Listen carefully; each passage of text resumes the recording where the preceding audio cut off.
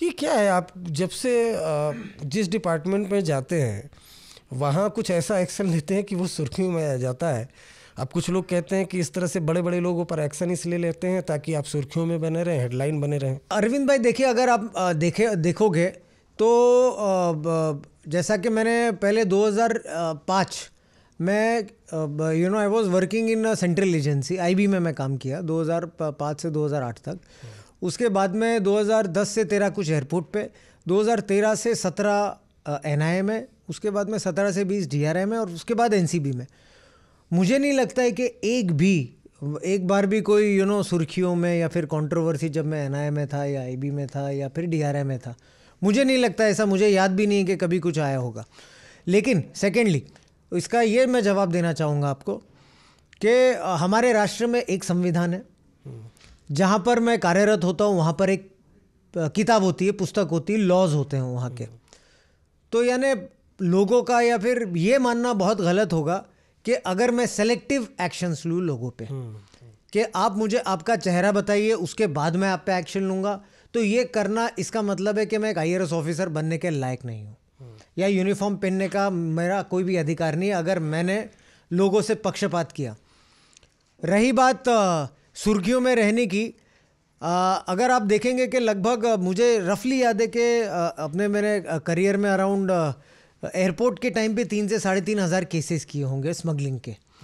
तो उस दौरान जितने भी ये जो सुर्खियों में आते हैं सो कॉल्ड कभी कभी लोग बोलते हैं सेलिब्रिटीज़ को ही पकड़ता है, so called celebrities what ever you name, लेकिन ये कितने होंगे 10, 12, 15 लोग 3,500 में 3,400 लोगों की बात नहीं करते। क्यों नहीं बात करते? क्योंकि उन पे फेस वैल्यू होता नहीं है। ये हार्डकोर पेडलर्स, स्मगलर्स, ड्यूटी एवेडर्स होते हैं जिनका कोई सो कॉल्ड गॉसिप नहीं होता, फेस वैल्यू नहीं होता। तो मुझे लगता नहीं है कि ऐसे सब चीज़ हुई। जो कायदे अगर जब उल्लंघन होता है मैं उसका सामना करता हूँ, कायदे के बुक के प्रमाण में काम करता हूँ। 2001 में आपने चूँकि बात की, आप एयरपोर्ट पर थे 2001 में, वर्ल्ड कप, हाँ माफ़ करिएगा, 2011 में जब वर्ल्ड कप जो जीत करके टीम आ रही थी तो उस पर आपने कस्टम ड्यूटी लगाई थी। क्या वो मामला था, कहाँ आप वो पोस्टे थे, विस्तार से आप बताइए। अरविंद भाई देखिए, 2011 की अभी पुरानी घटना है वो, 14 साल उसके लिए भी हो गए हैं, बड़ा मामला था। बट जनरली क्या होता है, मैं आपको थोड़ा संक्षिप्त में उसका लॉ बताऊंगा, विस्तार से आप बता सकते हैं। क्या होता है कि जब भी कोई बैगेज रूल्स होते हैं कस्टम्स के, तो उसमें आप बोनाफाइड बैगेज आइटम लेके आते हैं, जैसे कि आपकी सुविधा सामग्री की चीज़ें, टी-शर्ट, जीन्स, जो कुछ भी आप शॉपिंग करते हैं उसका भी एक लिमिट होता है, फ्री अलाउंस जिसे कहते हैं, और बोनाफाइड बैगेज आइटम जिसे कहते हैं कि आप आपकी सिर्फ सुविधा की सामान की चीज़ें ला सकते हैं।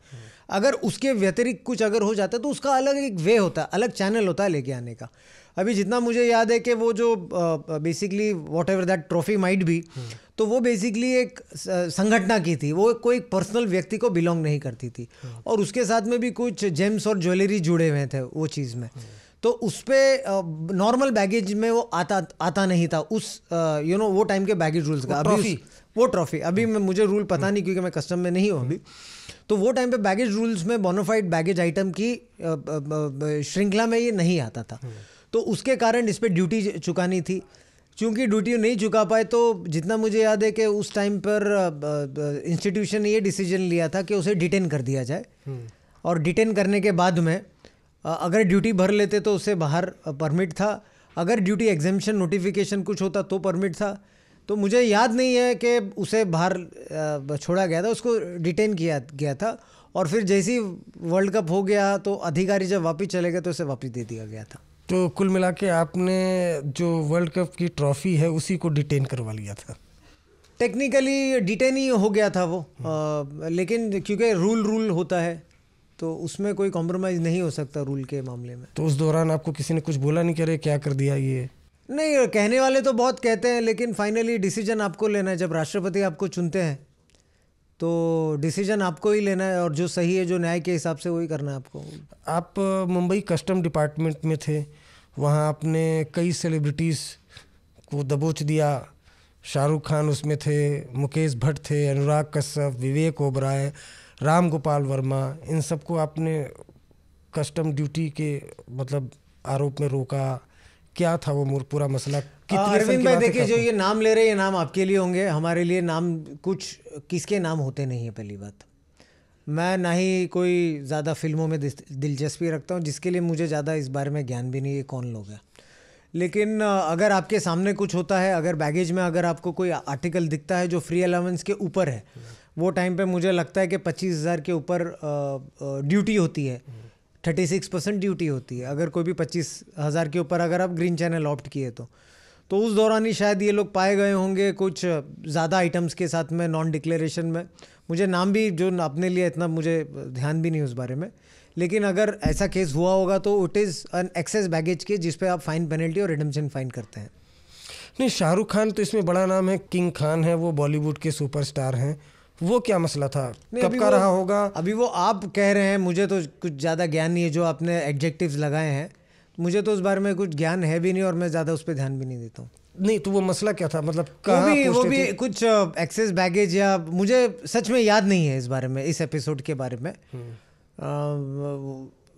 मैं ज़्यादा इस पे लाइट नहीं कर पाऊँ क्योंकि मुझे सच में याद नहीं है। हाँ नहीं, इसमें कई नाम है, विवेक ओबरॉय, वो मुझे ये नाम से कुछ याद आता है, ये एयरपोर्ट नहीं सर्विस टैक्स का कुछ इशू था। सर्विस टैक्स जब मैं 6 महीना मेरे ख्याल से I was deputy commissioner anti evasion, तो उस दौरान का ये केस था, ये सर्विस टैक्स इवेजन का केस था बेसिकली।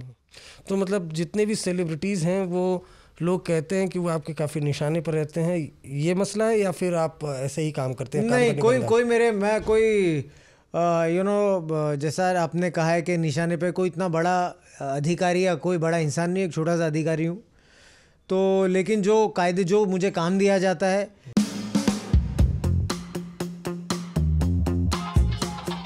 यह मीथ है कि इजराइल एक मिलिट्री सुपर पावर है, और जब ईरान के पास न्यूक्लियर बम होगा तो सऊदी अरब बोलेगा कि मुझको चांद ला के दो। तो भारत कितने दिन तक रुका रहेगा? क्या भारत कोई साफ स्टैंड लेगा नहीं? तो औरंगजेब मत बनिए ना बाकी मसलों में। नहीं, कुछ तो हम कहेंगे ना, मत बोलिए ना कि पापा वार रुकवा दी। भारत से ऐसे सामान जाएगा सीधे यूरोप, यूरोप से सामान आएगा सीधे इंडिया। लेकिन किसी ने उस नक्शे को गौर से नहीं देखा, वो नक्शा गाजा से होकर गुजरता। एक समय ऐसा भी था जब अर्जेंटीना में बनाने की कोशिश की यहूदी स्टेट, मेडागास्कर में भी। तो बात निकलेगी तो दूर तक लग जाएगी।